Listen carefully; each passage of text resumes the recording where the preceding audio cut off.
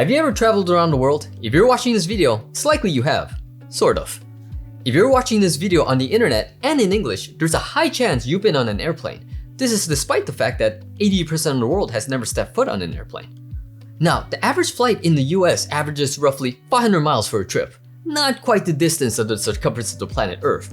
But if you're watching this video and my accent sounds a lot like yours, there's an 83% chance that you also drive frequently, meaning likely you own a car. But there are only 1.4 billion cars in the world, while the population of the planet is 7.8 billion. 5.5 people for every vehicle?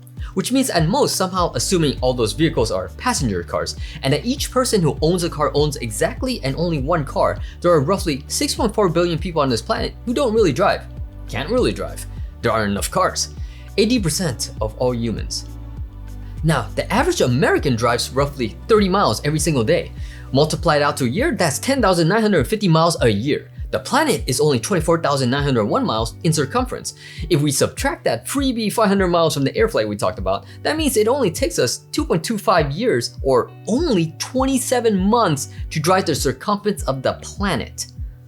If you're watching this, you'll almost certainly drive around the world at least 30 times before you ever hit retirement age. Retirement age is basically the age when most of you watching this video will retire. I couldn't find a source to find out if most people on this planet ever get to retire from work, but it sounds like we'll get to travel the world before we stop working after all. And apparently, every time I get in my car, which I do pretty much every single day, I step into a bubble world. A world that 80% of the world population hasn't had a chance to really do and likely never will. I step into a world where I travel the distance of the planet every 2 years as an unintentional and mundane byproduct of living in that bubble. So mundane, most of us will never even notice how miraculous a feat it is. But when I say us, who am I including in that? Who did you picture when I said us? The 62% of the world who live on the less than the equivalent of $10 a day? Is $10 a day something you live on, or is $10 how much you unconsciously expend in over just 3 days worth of mundane driving? If you're watching this video, I think we know who we mean by us. Fellow citizens, members of a perceived race, political alignment groups. But certainly it wasn't this. If you're watching this video, this likely isn't us, and you likely don't know how to even describe this patch of land.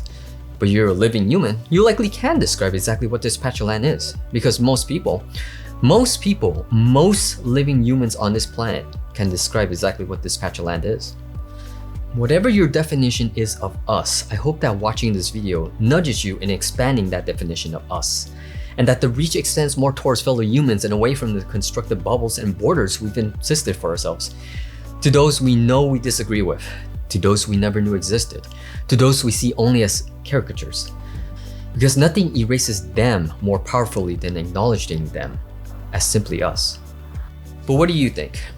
Am I naive to hope that one day we can count the well-being of others as simply the well-being of ourselves? Or is it simply the nature of our species to divide, perhaps even a strength? We'd love to see a civil discussion in the comments below. As always, I'm very open to being proven wrong. You only make me better. Thanks for watching. I'll see you next video.